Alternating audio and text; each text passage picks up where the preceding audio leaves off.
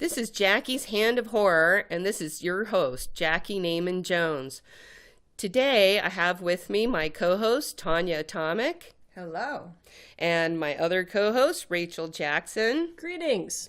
And this is Women in Horror Month. And so today we are talking about Women in Horror.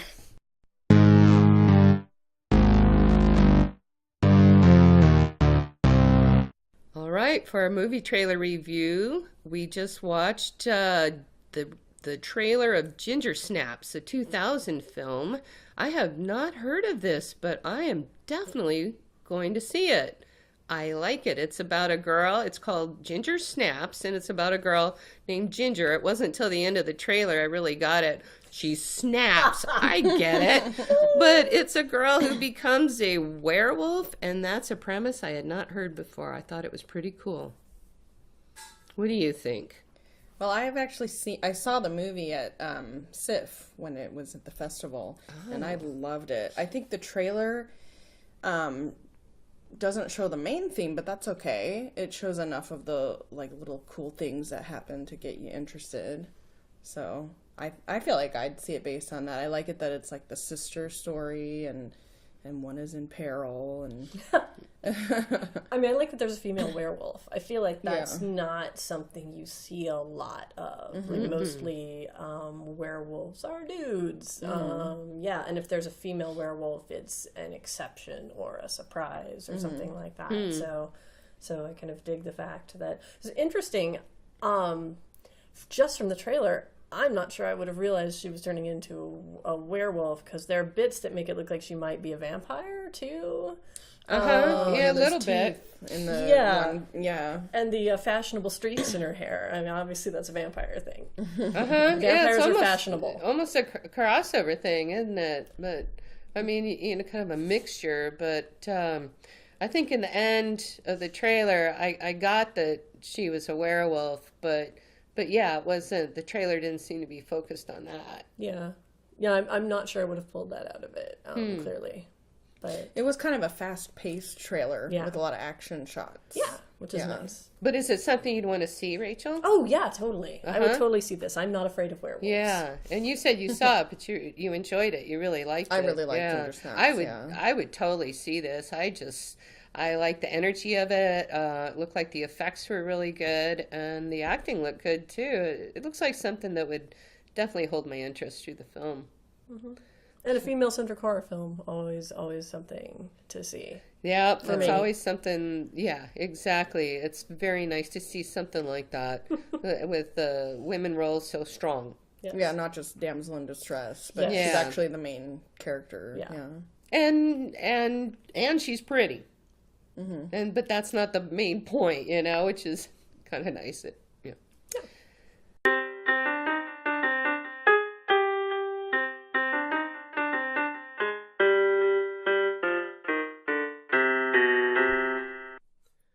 Today, on our movie trailer review, we just watched the trailer for The Descent, a 2005 film. I had never heard of it before. It's about 5 women that go down into a cave. Initially, I was kind of turned off by the trailer at first because it seemed like the first 30 seconds was just a bunch of giggling. And I was thinking, oh, maybe this can be a powerful women's film. And so that threw me off. But it got better after that. What do you two think? Well, for me, I've seen the movie. I saw it in the theater when it came out. So it was kind of hard for me to see the trailer without thinking of all the other scenes in the movie. Right. But the trailer was interesting and would probably bring me into the theater. But I don't want to say too much about the whole movie. Scary as heck. Just the trailer by itself. But I mean, I'm claustrophobic, so these women are doing something I would never do. There wouldn't even need to be scary things happening in the cave. Just going and being in the cave for an hour and a half would just send me into screaming fits. Be enough for you, huh? Yeah. I mean, I should also admit, I know the plot because I read a review of it and then was interested enough to read a plot synopsis. And that said, I would say this trailer does a great job of not giving away what the movie's about. Is that right? Oh, Would you agree with that, interesting. Tanya, having seen the movie?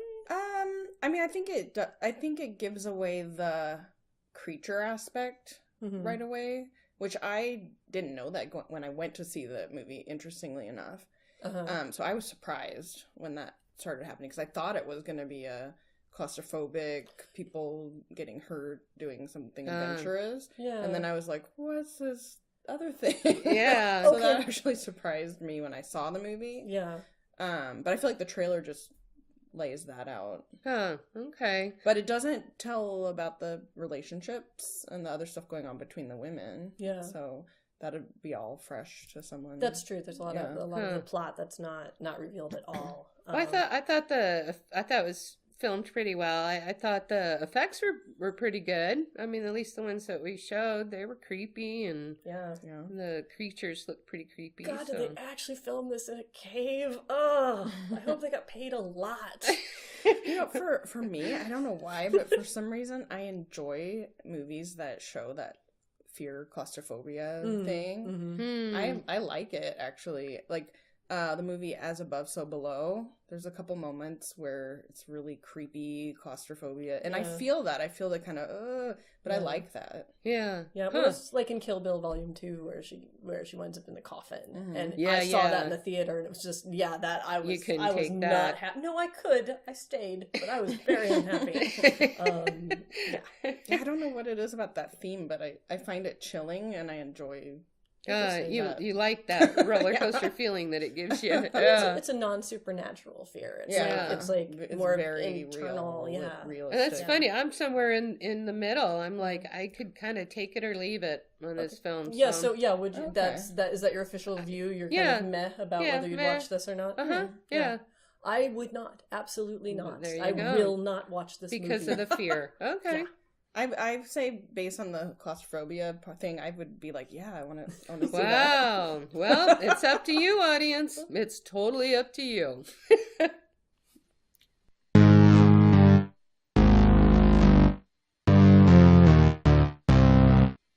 For today's dark art segment, we are going to be talking about how to make your own menstrual pads. So, one interesting fact that I came across was that the average woman disposes about 17,000 disposable pads in her lifetime, which is quite a bit. I mean, if you think about how many that is for every single woman in the landfills, that's a lot. So, that is a lot. Yeah, so the make your own washable pads are good for the environment. They're actually better for your own health too, because they don't have some of the chemicals and like bleach and stuff like that in the pad itself. So it's actually better for your skin and your body and everything like that. So it's healthy and good for the environment. And basically, when you make your own pad, it's basically all about layers. So, and one way you can do it is you can look it up online to find patterns. There's actually several different patterns. Some of them are sort of hourglass shaped with little wings on the side. There's actually one I saw that was actually a circle that you kind of fold. And there's some, they're square with the little wings on the side and different ones. Most of people prefer sort of the hourglass because it's a little more comfortable. And if you look up online, you can find several different patterns. There's different sizes. And basically, you just pick one that works for you, one that you think you're going to feel comfortable with. And it's all about layers from that point. So what you want to do is there's going to be a top layer. And that layer is usually made out of like a flannel or that type of a fabric, like feltine or flannel, that kind of a thing, because that's going to absorb down and not wick out. And then the bottom panel is usually cotton. And some people put in, which I think is really smart, a waterproof layer right next to the bottom layer. So, and then there's also a middle layer for the absorbency. So it basically goes top layer with the flannel, Then the inside, some people use cotton batting or layers of cotton. Then the waterproof layer with the waterproof part facing up towards the top. And then the bottom layer, which is usually cotton. And some people sew them all together with a little liner around the edge. And some people sew it inside out. And then you turn it inside out, put the middle absorbent layer in the inside, and then sew the top. And then you can put little snaps or little Velcros on the wings so that they attach in place. And you can look online, just look up how to make your own menstrual pads, how to make your own pads, and you'll see a variety of different styles that come up and different patterns that come up. And we'll share some links for people too. Yeah, I can share a couple links for people. I want to say full disclosure, as I do use reusable washable pads, I did not make my own. And the reason why is because I do worry about absorbency and leakage and that kind of thing. And I actually use Hygiene Love. I bought from a place called Hygiene Love, but there's a lot of different places that you can get these reusable washable pads, like Luna pads. Hygiene Love is another one. That's the one that I use. Luna pads is actually very well rated. There's also Glad Rags, some other places. That's really easily searchable as well. But the reason why I use Hygiene Love is because it's made out of a bamboo fiber that's super, super soft. Oh, yeah, the bamboo. I love that bamboo fabric. Super soft, and it's super absorbent, so it doesn't leak at all. And then the inside has like a charcoal layer in there, like some kind of charcoal in the fabric, which is super absorbent. And so for me, I kind of feel more comfortable with that than just having cotton that I make myself. That's just a personal preference though. But I just wanted to full disclosure and say that. So, and I was skeptical at first that it would be kind of gross. I mean, I'm just going to be honest. I was skeptical that it would be kind of gross. But in reality, it's actually the most comfortable thing. And I used to kind of, I mean, it's not fun to have your period. Yeah, biological thing. I mean, it's not typically fun. I'll tell you, I went through menopause a few years ago, and I do not miss it. You know, but 40-something years of doing that every month, you know, except for the years I was pregnant. And then one other thing you said about how many a woman uses in a lifetime, and that all goes into landfills and garbage. And I've lived for many, many years in houses with a septic system, and you can't flush that stuff. And you can ruin your septic system, which will end up costing a whole lot more money. So you know, just a lot to consider ecologically for your health. When I was growing up, when I was a teenager, it was terrifying when I was in high school because that's when toxic shock syndrome happened. And there was a while when nobody knew what was going on, why women were getting so sick and dying. And it's all because of marketing, bleaching these products because, you know, we're taught that this is a dirty thing and it's filthy and everything has to be white and pristine and purity. And it's just, you know, women are taught this and have been through history. So it's good to talk about these things, and it's just part of life. Right. Yeah, it shouldn't be a stigma because it's a thing that happens to almost every woman, and it's just a part of life. Shouldn't be afraid of it. That we all bleed. That's just Thank what God happens. we wouldn't. There'd be no people. We'd have no children if we couldn't have these cycles. But yeah.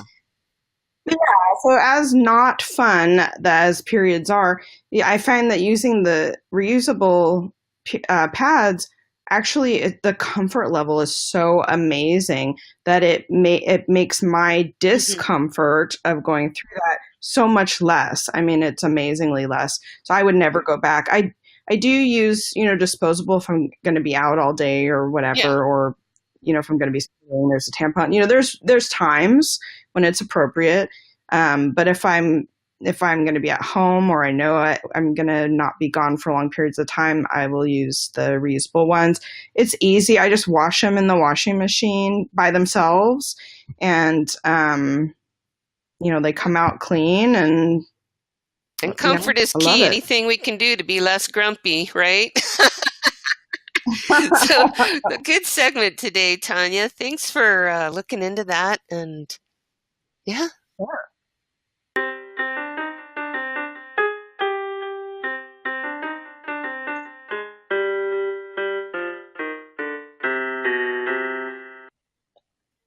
Today, for the interview portion of our podcast, we're interviewing Hannah Neurotica. We figured for Women in Horror Month, who better than the person who actually started Women in Horror Month? So, hello, Hannah. Hello, thank you for having me. Sure. I want you to tell us a little bit about yourself and how you started Women in Horror Month, and maybe some of the things you were doing before it, and why you saw a need to start it as you did. Sure. So it's kind of like one of those answers that could take me on a million tangents. So please do not hesitate to steer me in any direction. But so before Women in Horror Month, I started Axon zine, which was a cut and paste, zine. For those that know what zines are, I'm assuming everyone here does, but those who are listening, it's a magazine that you make with your hands. And the purpose of it was because I was super into horror films, but had just sort of discovered feminism, which sounds weird because it's not like I was never not a feminist, but I was never, there was a certain point in my life where the politics of it became noticeable and important to me. And when I got to that phase, I remember having a professor who, basically made me feel badly for liking horror films, because they're sexist and the woman is always being victimized. And at this point, this was during the time when American Psycho the film had just come out, and she was trying to organize a protest outside the theater. Okay. At the time, I knew nothing about the film at the time other than the book that it was based on and what she was telling us. I was sort of like naive or whatever. And I'm like, yeah, this is horrible, and I didn't end up going to the thing, but regardless, it wasn't like I had my own way of looking at things yet. I was very impressionable at that brief moment because I was trying to suck up like every detail of information. So I went through this little phase where it was like, oh man, I can't watch horror movies without this intense guilt. And that was awful because anytime you really love something, to not engage in it because you think you can't is just not a good feeling. And I really wanted to reconcile that. And so I ended up moving to Olympia, Washington, and going to Evergreen. And I got really involved with interning in the Women's Center. And one day I went in there, and this guy was in there reading a book called Men, Women, and Chainsaws: Gender in the Modern Horror Genre, which is by Carol Clover. And it's sort of like, that's where the term final girl came from and all that. And it changed my life because it was like, holy shit, there's like this academic person talking about horror films and gender, and oh my God, like this is what I need to reconcile these things. And so from that point on, it was like, I can like horror, and these are all the reasons why. And I need people to talk to about this. And that was really hard to find because at the time there wasn't social media. And so it wasn't like I could just go and post on a board like, hey, blah, blah, blah. So that's why I started the zine. And then I started joining, I was already sort of in the zine world, but it was a lot of very like riot girl punk stuff that I was into. So the audience there wasn't horror necessarily, but they were interested in looking at media from feminist views. So you guys are still there, right? I'm not talking to myself. And okay, I just want to make sure. Yeah. Okay. And this is Jackie, by the way, yeah, skulking around here in the shadows. But okay. It's like, oh my God, imagine we got disconnected like 3 minutes ago. Okay. Okay, so then um, I started that zine on, just cutting and pasting, writing my thoughts and all this stuff, and found those people who were into zines, and we just kind of traded, and then they, it just kind of went from there. But it was very hard. I didn't really have a community of women that liked horror that I could talk to, and I remember going onto the Rue Morgue message board when it started, and I posted something, and oh yeah, no, I was like an evil, horrible person for bringing the F word of feminism to anything relating to horror. Like I was eaten alive. And Ivanka Vukovic at the time was the editor of Rue Morgue, and I had actually reached out to her. And so she came onto the board and like kind of was like, no, she's cool. And then everyone's like, oh, Ivanka likes her. It's cool. It's cool. But, it was like, it's so ridiculous. But anyway, so that was how that started. And then one day, long story short, I feel like I have this thing where I always think I'm boring the fuck out of people. So I apologize. Okay. So then one day I'm at my day, like my job, and I get this email from Newsweek, which at the time was actually credible. And it was like, they were like, oh, we want to do something about Eli Roth's Hostel 2 is coming out. And we just talked to him. And he said it's the most feminist movie that was ever made, or the most feminist horror film. And I'm like sitting there with like, okay, it hasn't come out yet. I haven't seen it. Who do you think I am that I have access to movies before they come out? And then it occurred to me too. It's like, wow, Newsweek really can't find a woman to comment on horror that they found me, and it was just like this kind of realization of what the vacuum that was. And so that article was what made it Axon become kind of more of a known thing, because that was a sort of, something people looked at on Newsweek at the time. And when was that? When was that, but anyway, Hannah, that came out? What year? About? So let's see. I am going to just totally guess and say, okay, quite a while ago. So yeah, there was really nothing going on for women. Or maybe, no, that was more, yeah, no, it was earlier. It was probably like 05 or something. Okay. Yeah. Because I started it in 03. So yes, there was a big period there where I just did it, and I think like 3 people read it for a few years. But, so anyway, where did I leave off there? So I made the zine. It was in Newsweek. So somebody emailed me when I was at work at a day job, like anyone else, saying, I don't know if Hannah's reading this, but if her people could to talk to us about this. And I'm just like, my people, like my boss is going to catch me checking my email in a second, and I'm going to be fired, so that's sort of when things got a little more exciting. And then fast forward a few years later, which what brought Women in Horror Month into the mix, was I was asked to be on a panel on CBC Radio, and Ivanka again was on it along with another woman, and basically the whole segment was a joke, and they made it seem like women who enjoy horror are an anomaly, and we were kind of like, they weren't using the time to actually get into a discourse about it. It was like, oh, Ivanka has a lot of tattoos, how does she get a boyfriend? Like that was actually something they brought up. Yeah. How do you date like that? Okay, this is a real great conversation. But I got so pissed after that, between, them acting like we were like these freaks to just not taking any of it seriously, to the shock that the women like horror. They were like, whoa, what?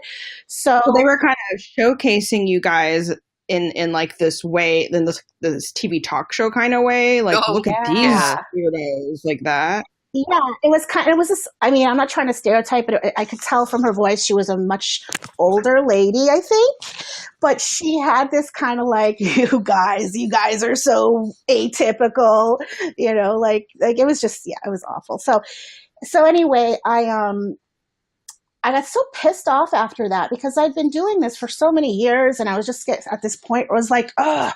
So I went onto my blog, which I never blogged, but I blogged, happened to this one day where I was like, fuck all of this. Women like horror, not only as fans, but they have stories to tell. And I just kind of like banged it out. It was filled with every spelling error in the planet. And like, I just hit publish and I posted it everywhere. And I wrote in that, I said, I don't care if you guys want to do Women in Horror Month in February with me or not, but I'm doing it. And I just declare it a month, and that's how it's going to be. This is it. February is Women in Horror Month. And I really didn't think anything was going to come of it. But now it's 9 years later, and like people I don't know are celebrating it more than people I do know. So very people around the world too. Yeah. Events all around the world. Well, and there's like chapters of it, you know, there's like Women in Horror Month Dublin has their own page, and there's, you know, every year a new country, there's an event somewhere new in the world, and I'm just going to keep babbling, but that's how that started. Love that that so much of it's not just focused on helping women in creative ventures and horror, but it's about charity. It's about paying it forward. I mean, amongst filmmakers, about collaboration. But it's also about the charities. You know, talk about that, like the blood drive. Oh. Yeah, well, the charity aspect, it's really important because, well, first, a couple things. One, people always think that certain things about you based on what you like. So if you're a horror person, you know, you must be a freakish person and something's wrong with you, and why can you like that? So, I mean, you know, I can't take credit in any way, shape, or form for the blood drive, because that idea was strictly from the Saskas. But the idea of the charity aspect, especially a lot of the events, you know, we encourage people to donate money that they make to women's organizations and that kind of thing, because I really feel that this is a community thing and we have to support each other and show that, you know, we're good people trying to do good things that will impact far more than just the horror community. Because when you see things change in your own community, right, then it's going to move outward. So it's just, yeah, so it's sort of like, well, maybe, you know, in gaming this can happen. Maybe it'll stretch out to here. So just that whole, you know, the paying it forward aspect of it, and just doing something good, you know, in the world where everything is so soft right now. And go ahead. Well, I was going to say, you know, Hannah, I do feel like you were a real catalyst to bring a voice for people like yourself and I, who are horror fans. I mean, I know you're saying it came about because you felt alone and like there was no support. And I felt like that too for a really, really long time. And because of you and some other people as well, who really kind of brought a group of women together and gave people support, there is something now where I feel like there really wasn't. It was lacking. And like, I don't know if I would have the support as a fan or a filmmaker even if it wasn't for all this stuff. I mean, I'm sure you must hear that from other people as well. Well, people definitely tell me, you know, that the positive impact it's had. And I mean, for, you know, but like, just to like what you just said, you know, it was feeling alone, and it was like, I want to connect with other people, and I know they're out there, and you know, it's something really powerful about that connection. And so one of the ways that I actually went about it was I sat down with every piece. I don't know if I've ever talked about this, but I sat down with every piece of horror media that I could imagine, and I scoured it for women's names. I went through every. Yeah. I went through every like masthead on everything. I went to universities. I said, what is in every arena? And I just wrote to all of them. And I said, I'm doing this magazine. I want to feature you. I want to start, you know, creating this space. And so, you know, that's how I found, you know, Rebecca McKendry and just people who were in all different areas who hadn't really heard, probably, you know, at the time were just like, you know, they're like the one woman in the office and like, who is this person that cares that I work here? And to me, it was exciting, kind of like this, investigative thing. Like, where are the women? I Well, know and they're then, here. I'm going to the find work that them. you do and You bringing know? people together like that spreads out into other areas too. Because, I mean, the movie I was in as a kid, it's known as being horrible, not horror. And Tanya, Tanya's been in horror, but through my association with all these women and people, these creative people have opened up my world into ways I never imagined. And it wouldn't be possible if it weren't So awesome. for women like you, these trailblazers out there. And I'm older than both of you, so I've been seeing how slow things have been going for a long time. Oh, it's that's the thing, like the slow thing that you said. I mean, I think you have to really, when you do stuff like this, it's like any kind of activism. You can't be in it for immediate gratification because That's you might true. not never get what you're looking for in your lifetime. But that progress that you make while you are doing it can be profound, even if you don't see it. Um, and that's why I think that I just truly believe that saying that every like one person can make a difference, because I mean, all I did was write a fucking blog posting and nobody had to even say they agreed with me. They could have just said, okay, whatever.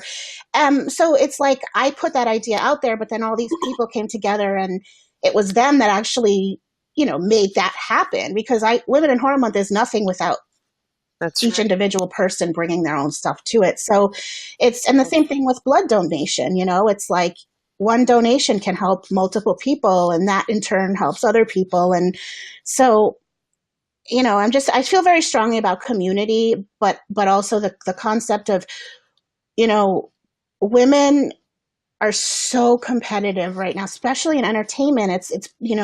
It's really awful how much we Really. do not support each other. Um, Even when we want to be supporting each other, I think there's this part of us that feels like, well, there's only one or two spaces for a woman, so I want that space, because with men, there's not this issue of space. So I think that we have to make more spaces Yes. for each other, meaning like we have to hire each other, and we have to create those spaces. So I think that's hard when you are a minority in any sense, and you want to support each other, but feel like Yeah. there's no room for I feel everyone. like, It's a tough on thing. on the It's other tough, but side, it's I've been so important. fortunate to see women really bringing their strengths together and becoming so powerful together. And like the blood drive is one of those things that show me that. I mean, obviously, all the films aren't by women. And they're not by women for women, but there are a lot of women that are involved in the process of creating the short films for the public service announcement over the month. And the collaboration that has to happen for this talent to come together just in that way is pretty remarkable. It's really amazing to me that people like, every year it's been one PSA this Oscars had sort of edited together, and this year it's one every day, and I'm blown away by it myself. Like, it's like, holy crap, all of these teams came together for this, and they all, this isn't like a money making thing. Everyone put their own passion and resources into it, and it's really, really special. Because it's just, I mean, and I really, really, really hope people actually donate blood. That's the thing, because I'm trying to find ways every year. Yeah. How can I actually get people to sit in that chair? And so I'm trying to. That's something every year. Yeah, I'm like, and on what can I do? So I our hope people Facebook are doing page it. and Twitter, in our show notes, we'll have links so people can find out more about the blood drive and the other things that you're doing too. Yeah, Yeah, Hannah, I wanted to ask you, speaking of the PSAs, the first one you did was it like 2 years ago? the first one I did was, I was just trying to figure this out the other day. I've done it a couple years. I've done 4 or 5 of them. Well, talk to me about, because I remember you hadn't ever made a film before. when you were about to do your first one. Yeah. And tell me about, do you feel like that was a natural progression? Did you want to become a filmmaker before, or was that something new that you wanted to do in order to help the blood drive? How did that start, and how do you feel about that? Are you going to continue to make films, and where are you on that? That's an interesting question, because you have me thinking about a timeline, because the very first film I ever did was part of a 48-hour film contest thing, and I wonder if it was like right around that time. But anyway, that's neither here nor there. I had always wanted to be a filmmaker. Like, it was when I was a kid, it was like, I'm going to be a doctor, and then one day I'm going to be a filmmaker. And then that was just always what it was writer, filmmaker. And I had this experience where I was taking a screenwriting class after school, and then I had finished it, and then there was another one called Script to Screen, where you're going to shoot a scene from it. And we had I went in and I did this set, and it was like a classroom, and I made it look like this girl's bedroom, and I was really proud, and I brought my friend to play her, and these guys came in and they just pushed me aside, decided what was to change. No, this doesn't work. We're going to change it. Oh, this visual doesn't, we're going to do a different visual because we think that what you're trying to say is blah, blah, blah. And I was like, I was in junior high school, so my confidence was not through the roof by any means. And I had never done anything like that. And these people were like, oh yeah, blah, blah, blah. So after that, I was just so, oh my God, I can't do this. Like, I couldn't speak up. I couldn't. And so you had a dude bro takeover. Oh my God, they mansplained it to you. All dude bros just descend. Yeah. They mansplained the story of a mother and daughter. That's they were mansplained my relationship with my mom. Yeah, so after that, it was like, I was scared away, honestly, and I never went back because I didn't have the confidence at the time. So, it wasn't until then, when I went away to college and all that, I was always like, I want to do film. I want to make a film. But so I was just writing all the time because I couldn't get myself to actually do it. Way too scared. And then it wasn't until, in my early 30s that I was like, or whatever that was, that I was like, okay, I'm going to try this again. And I did that 48-hour thing, and we were runner-up for best film, and then I was like, oh my God, this is awesome. And then, that was pretty awesome. And then, but from there, I still hadn't found my way in any way until just now when I've discovered stop motion. And now it's like, after all those years, it's like, okay. That's really cool. How fun. Yeah. We actually got to see your short, and I really loved it. The one for the blood drive, just loved it. Yeah. I can't wait to see what else you do. Yeah. Really? Oh, so that was my first one ever, and I just made that. It was my very, very first one, and I learned so much. And I'm already building. How cool is that? Oh wow! That's a different kind of puppetry now, wouldn't it be? Our first episode of Jackie's Hand of Horror was on puppets, so I'm just getting a little segue in there. Oh, yeah. It is. It's definitely. I mean, stop motion. A lot of it, especially back in the day, was done with puppets. With the strings. You could even see. Oh, right. Yeah. But yeah. Hannah, what is it about the stop motion that you feel draws you to it? Oh my God, I can do everything myself. I don't need to work with actors. I don't need to work with anybody. I can go into a dark room and manipulate a world, and in the middle of the night, any time of day. Well, but really, it's like, I mean, there is truth to that. That's a big part of it. It's such who I am as my personality, because I'm just the kind of person that could hide in a house for their whole life and be totally entertained. But also, I feel it's meditative. And I've always wanted to tell stories that were so cartoonishly ridiculous, things that nobody would ever actually do for me if I asked them, nor should they. And it's like, And if you get but with mad at them, you play, can just I squash can them. I can make my actors do anything, and I don't have to worry. Exactly. Exactly. But I really, and one of the things I've learned that I love about it is the problem solving, because Oh, every single thing about stop motion is figuring out how the fuck am I going to make this happen? And it's like, how is this going to work? Well, okay. And so I really feel like I spend so much time just trying to solve problems. And so I love that there's that aspect of it, this creative stuff. There's this cut and paste zine aspect of it. There's photography. There's moving. It's just got how cool. everything I that I can't wait to love. see what And you come up with. it's been in front of me all along. And It's I like just I can kind of tell from the accept it. passion in your voice that you just can't wait to explore this. Oh my God, I've exhausted YouTube. I went on YouTube, on Vimeo. I've looked up every claymation I So could that's your next find, thing, huh? and I've I mean, your watched them big over and over next again. thing. I'm like, we Or need more. you probably So, have 20 yeah, new things.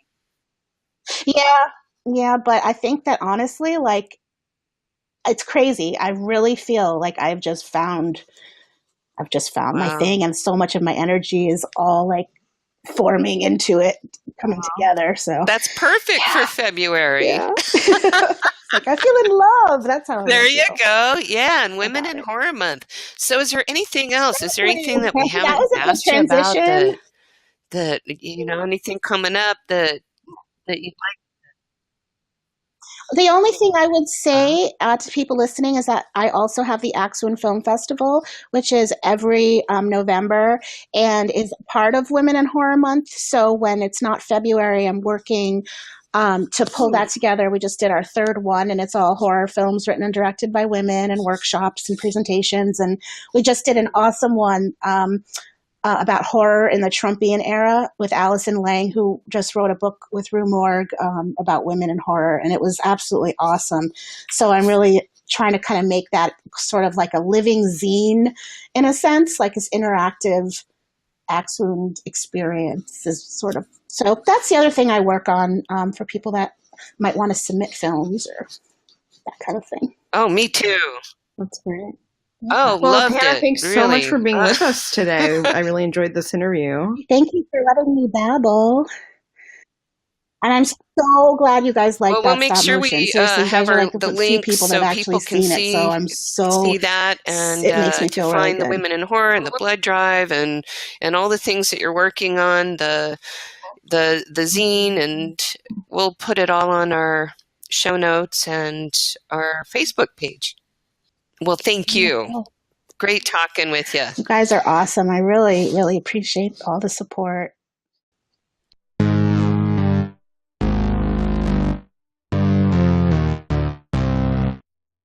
This segment of our podcast is the Pinky, and it's represented by my granddaughter, who's here with me, Aradia. Say hi, Aradia. Hi! I love this kid. Now, today's podcast is about women in horror. And Aradia is neither a woman or a horror, although, as a 3-year-old, maybe she was just a little bit, but not to me. And so, Aradia, I want to talk to you today. This is more about girls and women doing things that make them feel powerful, that make them feel good. So what kind of things do you love to do that just make you feel happy? Let me think. Well, I know you love art. And Pokemon. What's your favorite character? Is that the right word? Grandma doesn't know the language. I have lots of favorite Pokemon. Well, tell me one of them and tell me why it's your favorite. Just one. My Mega Blastoise. Mega Blast? Okay. What does that one do? Blastoise is my favorite Pokemon in the whole original season. Really? Why? Because it looks cool and it is my favorite Pokemon. But I don't know. I don't know about Pokemon, and some people don't. Like, is it the colors? Is it its powers? What do you like about it? What kind of powers does it have? What does it do? It has lots of strong abilities. It has what? Okay. lots of strong Uh, abilities. I All can right. name Well, them. we'll leave it at that then. So, what I know about you is that you're a really creative person. You like to sing, you like to do art, dance, Dance. yeah. And I also know what else? Okay. I know you're a really good big sister. I like Minecraft, of Minecraft. Well, course. what do you mean, of course? How did you get into Minecraft? I have Yeah, no maybe your dad? clue. Your dad? Oh yeah, Yeah. and my mom. Oh, they My like mom, dad, Minecraft, and huh? Jace. Very cool. So you're like Yep. family Minecrafters. And Jace, I have no man, your clue about brother's that. like only 3 years old. He's already playing Minecraft. He's a pro. One time he beat a 10-year-old, He at he beat a gliding. 10-year-old? Wow. At Okay. gliding. Well, your brother's pretty brilliant. So, I know you're pretty brilliant, and you have to be to keep ahead of that guy, huh? Kinda. Sometimes he catches up, but I go too far. He can't even get And you're gonna me. be a big sister again. You got Two from my yeah, you brother have and another now one. this one. Well, you're a cool kid, Aradia. I'm really glad you're part of my podcast. And we're going to talk about a lot of other things over what's that? I I hope Oh, we well, talk that's about coming up. You'll spiders. see. We'll be talking about spiders. We're going to talk about a lot of things. We'll talk about zombies. We're going to talk about Bigfoot. Oh, Kinds of things. Yeah. lots of Well, thanks kinds. for being on today. I love talking to you, honey. We'll talk again next Okay. podcast.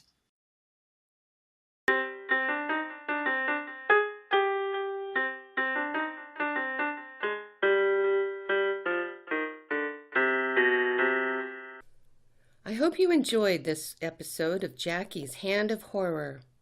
For links and more information on the fun and sometimes horrible things we discuss, please visit us on Facebook at Jackie's Hand of Horror, and that's Jackie with an EY. Thanks again for listening today, and special thanks to the great people who come together to make this podcast possible. My co-host, Tanya Atomic and Rachel Jackson, and also Greg Talley, Ron McAdams, Natalie Ryan, and the rest of the crew at the Revival League podcast. Join us again in 2 weeks for another fun podcast.